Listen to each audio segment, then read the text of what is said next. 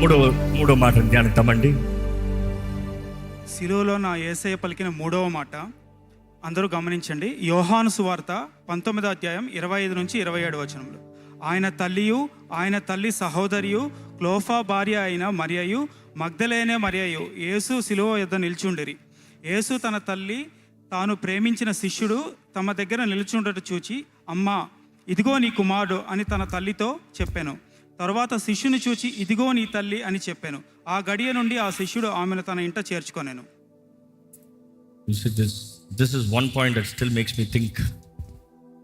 I'll be honest, నాకు తెలిస్తే తెలుసు అని చెప్తాను, తెలియకపోతే తెలియదు అని చెప్తాను. కానీ ఒక్క పర్స్పెక్టివ్లో చూడాలంటే మీ అందరికి కూడా ఆలోచించలేక పెడతాను, ఎందుకు నా మైండ్లోనే పెడతాను. యేసు ప్రభుకి సహోదరు సహోదరులు లేరా? ఉన్నారా లేదా? యేసు ప్రభు దగ్గర నుంచి బోధిస్తూ ఉన్నప్పుడు వచ్చి, ఇదిగో మీ సహోదరులు మీ తల్లి వచ్చారు అని చెప్తాడు. ఎవరు నా సహోదరులు, ఎవరు నా సహోదరులు? నా వాక్యము విని దాని ప్రకారం జీవించేవాడని యేసు ప్రభు కౌంటర్ ఆన్సర్ ఇస్తాడు. బట్ దెన్ ఆ సిలువ పైన యేసు ప్రభు తన తల్లిని చూస్తాం. That something that we have to learn. ఈరోజు జీవితంలో కొంచెం బిజీ అవుతే చాలు, తల్లిదండ్రులు కనపడరు. అమ్మ నాన్నకి టైం లేదు. నాకేం చేశారో అని అడుగుతారు. కావాలంటే నాకేమి ఇచ్చారో, నేను కష్టపడ్డాను, నేను గొప్ప ఉన్నాయా, నాది కూల్. యేసు ప్రభుని చూసి నేర్చుకో. యేసు ప్రభుని చూసినప్పుడు తన తండ్రి అప్పటికే మరణించాడు, తండ్రి లేడు అక్కడ. యేసు ప్రభు సేవ ప్రారంభించేటప్పటికీ ఆయన తండ్రి లేడు అక్కడ, కానీ తల్లి ఉంది. ఆ తల్లి ఆయనతో పాటు పరిచర్యలో ఉండటం చూస్తున్నాం. ఎంతైనా యేసు తల్లి పరిచర్యలో ఉండటం అది వేరు. ఎందుకంటే యేసుతో పాటు తను కూడా అనేక స్థలాల్లో చూస్తాం. యేసు ప్రభు కూడా అనేక గృహాల్లో అనేక అకేషన్స్లో చూస్తాం. యేసుతో పాటు యేసుని ఎందు విశ్వాసం ఉంచి నేను యేసుని కన్నానంటాం కాదు, మెస్సయ్యా అని వస్తాం చూసాం. చూసి యేసు తల్లి ఆయనని ఎంతగా గౌరవించిందంటే, దేవుడు, నా బిడ్డ కాదు, దేవుడు. కానీ అదే సమయంలో యేసు ప్రభు ఆమెను ఏమాత్రం నిర్లక్ష్యపరచలేదండి. 30 సంవత్సరాలు ఎక్కడున్నాడు? ఇంట్లో ఉన్నాడు, అంతే. తన తల్లితో ఉన్నాడు, పీరియడ్. అంటే he has done his part. కానీ దాని తర్వాత తల్లి ఆయనతో వస్తామని చూస్తున్నాం. ఆ తల్లి ఆ చివరి గడియలు కూడా ఇతర $5 మనం చూస్తాము, ఆయనను దర్శిస్తాము. మరలా ఆ సిలువ దగ్గర ఆమె ఉంటాము, ఆమె అక్కడ ఉంటాము అనుకుని చూడండి. ఇంచుమించు on average, even if you calculate age, it will be 45+ on approximate. So 33 years, 33.5 years Yesu ప్రభు, 45 వాట్ ఎవర్ ప్లస్ అంత ఎర్లీగా మ్యారేజ్ చేసుకున్నా కూడా. But then look at that point, పరిశుద్ధాత్మ ద్వారా కనివు. అండ్ హియర్ ఇస్ హీ, దేవుడు. What am I trying to say? నా బుర్ర ఎట్లా ఆలోచిస్తాను మీకు చూపిస్తాను, నా పర్స్పెక్టివ్లో తీసుకొస్తాను. కుమారులు ఉన్నారు, కుమార్తెలు ఉన్నారు. అక్కడ ఒక్కరు కనబడినట్టు రాయబడలేదు. తల్లి ఎవరితో ఉంది? వేరే స్త్రీలతో ఉంది. సొంతం లేరా?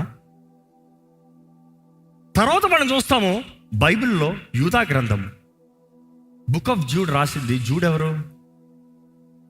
యేసు ప్రభు సొంత సహోదరుడు. యేసు శిష్యుడు అని రాస్తాడు, కానీ యేసు సొంత సహోదరుడు. So here is he later who came to follow Christ, but then near the crucifixion not there. కానీ యేసు ప్రభు సిలువ పైన నుండి యూదాకు చెప్పు, అమ్మని చూసుకోమని చెప్పి,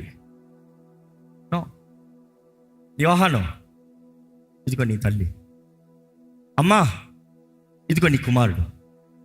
ఆ రోజు నుండి యోహానుతో జీవించిందని వాక్యంలో రాయబడి ఉంది, చరిత్ర నిరూపిస్తుంది. So you might be wondering why. Maybe I feel శిష్యులు అందరిలో అధికంగా బ్రతికింది ఎవరు? యోహాను. అందరు హతసాక్షులుగా చనిపోయారు. యోహాన్ని చంపుతామన్నా కూడా చావలే. ఆయన పద్మాస్ లోయలో పడేశారు, మరలా బయటికి తీసుకొచ్చారు. John is the first bishop of the church. ఆది సంఘంలో ఫస్ట్ బిషప్ ఎవరు అంటే యోహాను. యేసు ప్రభు శిష్యుడైన యోహాను, ఇంకెవరు మెలగల అప్పటికి. యేసు ప్రభు శిష్యుడైన యోహాను, యేసు ప్రభు తల్లి అయిన మరియ కూడా ఉంది. చరిత్రలో డాక్యుమెంటేషన్స్ ఉన్నాయి. అనుకుంటున్నాడు యేసు ప్రభు పక్కనే యేసు ప్రభు తల్లికి, in history is mention she is the deacon. John the bishop, she is the deacon. ఇప్పుడు యేసు ప్రభు దగ్గర పరిచయం చేసిన తల్లి ఆది సంఘంలో డీకన్. అనుకుంటున్నాడు సంఘం ఎలా ఉంటుంది. ఎందుకంటే ఎంతైనా తల్లులు నిలబడి చేసే చక్కబెట్టేది వేరు, బయట వాళ్ళని చూసుకోరా అని చేయించేది వేరు. అవునా కదా? యేసుని కన్న తల్లి అక్కడ నిలబడి ఆది సంఘాన్ని నడిపిస్తుంది. ఎలాగుంటుంది? ఊరుకుంటుందా? ఎవడన్నా తేడాలు కొడితే ఊరుకుంటుందా? ఈయాశాలు వేస్తే ఊరుకుంటుందా? You see, God's plans are never temporary. I always believe that. God's plans are always eternal. యేసుని గురించి సాక్ష్యం చెప్పాలంటే I find nobody else worthy than Mary. ఎందుకంటే పరిశుద్ధాత్మ దూరంగా గర్భము ధరిస్తాం మాత్రం కాదు, అవమానాన్ని భరిస్తాం కాదు, ఆయనను కంఠం మాత్రం కాదు, హేరోదు తరుముదానికి వస్తే పారిపోతాం మాత్రం కాదు, మరలా తిరిగి వస్తాం మాత్రం కాదు, ఆయన ఎరిగిన విధానాన్ని అంతా చూసిన తల్లి, ఆయన సేవ ప్రారంభాన్ని చూసిన తల్లి, ఆయన సేవ పరిచయలో సహకరించిన తల్లి, చివరికి ఆయన శిలువ పైన మరణిస్తాం చూసిన తల్లి, ఆయన సజీవుడు అయిన తర్వాత చూసిన తల్లి. అదే పెంతెకోస్తు దినమున ఆ మేడ గదిలో ఆ తల్లి కూడా శిష్యులతో పాటు ఉన్న తల్లి, పరిశుద్ధాత్మ దిగి వచ్చినప్పుడు పరిశుద్ధాత్మతో నింపబడిన తల్లి. ఆ మేడ గదిలో నేను అనుకుంటాను, అందరికీ పరిశుద్ధాత్మని మొదటిసారి అనుభవిస్తాం వేరు, మరీకి రెండోసారి. ఎందుకంటే మొదటిసారి పరిశుద్ధాత్మ ద్వారా గర్భాన్ని ధరించింది కదా. She has felt. But here is the second encounter. She's like, this is what I know. And imagine she is being the deacon. దేవుడు ఆ శిలువ పైన కూడా ఆయన ఏమాత్రము నిర్లక్ష్యపరచలే. యూదుల సాంప్రదాయం ప్రకారం బైబిల్లో కూడా ఒక కుమారుడు మరణిస్తున్నాడంటే తన తల్లిని అప్పచెప్పాలి. టేక్ కేర్, బ్రదర్స్కి అప్పచెప్పాలి. బ్రదర్స్ లేరా ఎవరికైనా అప్పచెప్పాలి. యేసు ప్రభు తన బాధ్యతని నెరవేర్చినట్లుగా కనబడుతుంది. అమ్మా, ఇదిగో నీ కుమారుడు, ఇదిగో తల్లి. అయినా ఒక లైన్లో నన్ను చెప్పమంటే, యేసు కొరకు తను త్యాగం చేసింది తన జీవితాన్ని. యవన కాలంలో యవనస్తురాలు మనుషులు అవమానపరిచినా పర్వాలేదంటూ, మనుషులు ఏమనుకున్నా పర్వాలేదంటూ, వ్యభిచారమందు కన్నాడని మనుషుల మాట అన్నా కూడా భరించి యేసుని ధరించిన స్త్రీ, యేసు కొరకు తన జీవితాన్ని దారబోసిన స్త్రీని యేసు ప్రభు చివరిలో అంటున్నాడు, నేను నిన్ను మర్చిపోట్లే. నీ జీవితం నా కొరకు పెట్టావు, నేను మర్చిపోతలే. నువ్వు నా కొరకు పడిన నింద అవమానం అంతా నేను మర్చిపోతలే. నేను వెళ్ళిపోతా, నీ పని అయిపోలే. I'm making sure you're safe. I'm making sure you're good.